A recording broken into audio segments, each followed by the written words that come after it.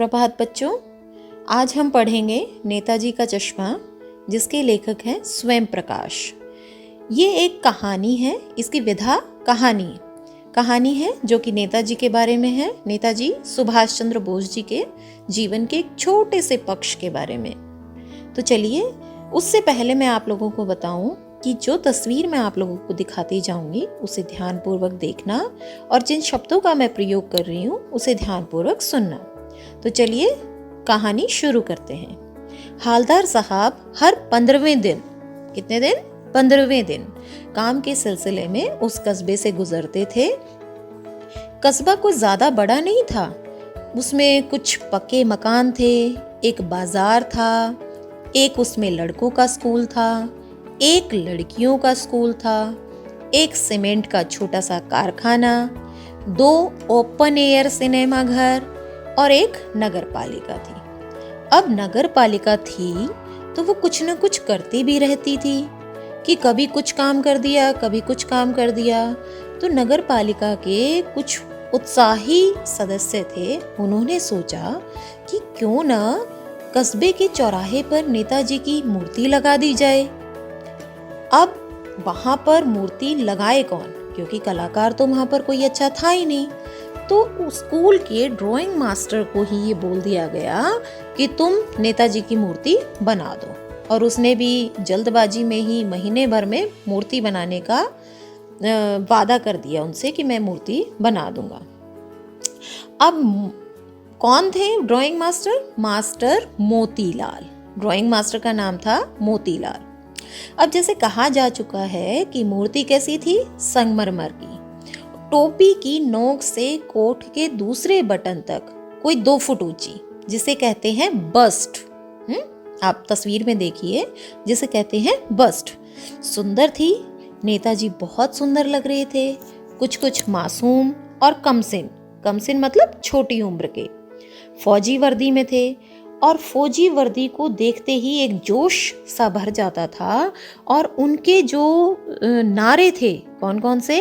दिल्ली चलो और तुम मुझे खून दो, मैं तुम्हें आज़ादी दूंगा। इस तरह की चीजें हमें याद आने लगती थी। तो ये जो नेताजी की मूर्ति बनाने वाला जो प्रयास था, ये था तो बहुत ही सराहनीय, मतलब तारीफ करने लायक, लेकिन उसमें जो एक कमी रह गई थी वो थी कि मास्टर मोतीलाल चश्मा बनाना भूल गया था। तो नेताजी ने, जब हालदार साहब वहां से कस्बे से गुजर रहे थे तो उन्होंने देखा कि मूर्ति तो संगमरमर की है लेकिन चश्मा रियल। तो उन्होंने वाह भाई वाह, क्या खूब आइडिया है, मूर्ति पत्थर की और चश्मा रियल। तो ऐसा ही सोचते सोचते हालदार साहब कस्बे से बाहर निकल गए। लेकिन जब दूसरी बार हालदार साहब उस कस्बे से गुजरे तो उन्हें लगा कि मूर्ति में कुछ अंतर है। पहले तो जो चश्मा था वो मोटे फ्रेम वाला था और अब जो चश्मा है गोल फ्रेम का है। तो हालदार साहब की जिज्ञासा और बढ़ गई। बोले वाह भाई, क्या खूब आइडिया है, मूर्ति कपड़े नहीं बदल सकती लेकिन चश्मा तो बदल ही सकती है। चलो कोई बात नहीं, वो चले गए अपने काम के सिलसिले में। तीसरी बार फिर उस कस्बे से गुजरे तो उन्होंने देखा अब की बार फिर से चश्मा बदला हुआ है।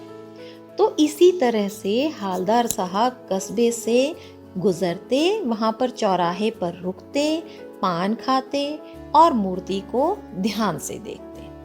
लेकिन ऐसा जब बहुत दिन हो गए देखते देखते, तो हालदार साहब के मन में एक जिज्ञासा, जिसको वो दबा नहीं पा रहे थे, उन्होंने वहां पर पान वाले से पूछ ही लिया। कौन था? वहां पर चौराहे पर एक पान वाला था जहां से हालदार साहब पान खाते थे। तो उनसे पूछा कि भाई ये ऐसा क्या बात है कि ये तुम्हारे नेताजी हर बार चश्मा कैसे बदल लेते हैं? तो पान वाला कैसा था? काला, मोटा, खुशमिजाज आदमी था। पहले तो उसने हालदार साहब को देखकर आंखों ही आंखों में वो हंसा, उसकी तौन थिरकी, पीठ घुमाकर उसने दुकान के नीचे पान थूका और अपनी लाल काली बत्ती सी दिखाकर वो बोला कि कैप्टन चश्मे वाला करता है। तो हालदार साहब कुछ समझ नहीं पाए कि क्या करता है। तो पान वाला बोला चश्मा चेंज कर देता है। हालदार साहब बोले क्या मतलब, क्यों चेंज कर देता है? अभी भी उनकी समझ में कुछ नहीं आ रहा था।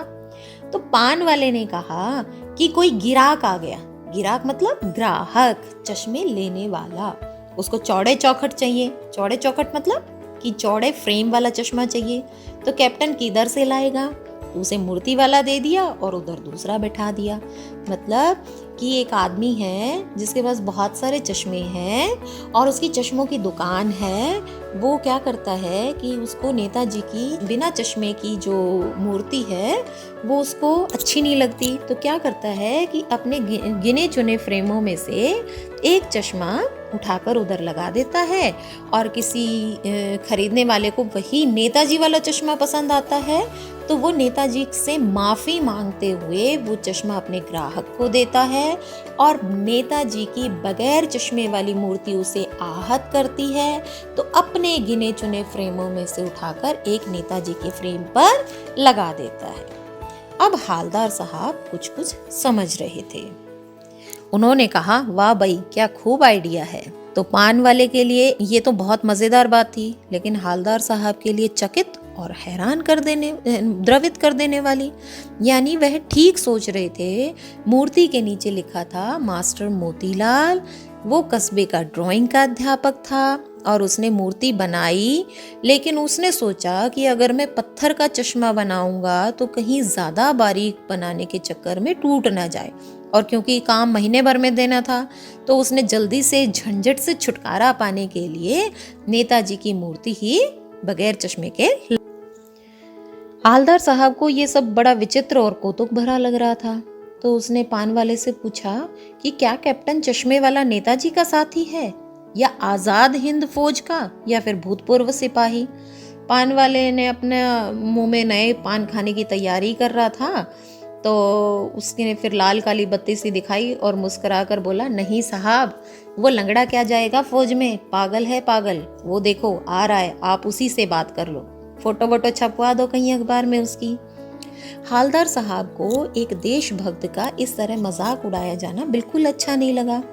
जैसे ही उसने पीछे मुड़ के देखा तो उसे अपनी जो उसने मस्तिष्क में जो छवि बनाई हुई थी ना कैप्टन की, उससे बिल्कुल विपरीत छवि दिखाई दी। एक बेहद मरियल सा लंगड़ा आदमी जिसके सिर पर गांधी टोपी थी, आंखों पर काला चश्मा लगाए हुए, एक छोटी सी संदूकची हाथ में लेकर और दूसरे हाथ में एक बांस पर टंगे हुए चश्मे जो कि अभी अभी गली से निकला था। उसकी सारी दुकान ही एक संदूक में थी जो कि एक बांस के सहारे टिका देता था और फेरी लगाता रहता था, चश्मे बेचता रहता था और अपने उन्हीं चश्मों में से एक नेताजी की मूर्ति पर लगा देता था। तो इसी तरह से 2 साल निकल गए। हालदार साहब उस कस्बे से गुजरते, चौराहे पर पान खाते और चले जाते और मूर्ति को ध्यान से देखते। कभी चौकोर होती, कभी काला चश्मा होता, कभी लाल चश्मा होता, कभी धूप का चश्मा होता और कभी बड़े बड़े कांच वाला गोगो चश्मा। और हालदार साहब इन्हीं चीज़ों को देखकर खुश होते रहते। एक दिन जब वो कस्बे से गुजर रहे थे तो उन्होंने देखा कि नेताजी की मूर्ति पर कोई चश्मा नहीं है। तो उन्होंने पान वाले से पूछा, क्यों भाई, आज तुम्हारे नेताजी की मूर्ति का चश्मा कहाँ चला गया? तो पान वाला उदास हो गया। उसने नीचे मुड़कर पान नीचे थूका और सिर झुकाकर अपनी धोती के सिरे से आंखों को पोंछता हुआ बोला कि साहब, कैप्टन मर गया। तो हालदार साहब कुछ नहीं बोल पाए, चुपचाप खड़े हो गए। बार बार सोचते कि ऐसे लोग जो अपनी देश के लिए घर गृहस्थी, जवानी, जिंदगी सब कुछ न्यौछावर कर देने पर भी हंसती है और अपने लिए बिकने का मौका ढूंढती है। तो वो दुखी हो गए।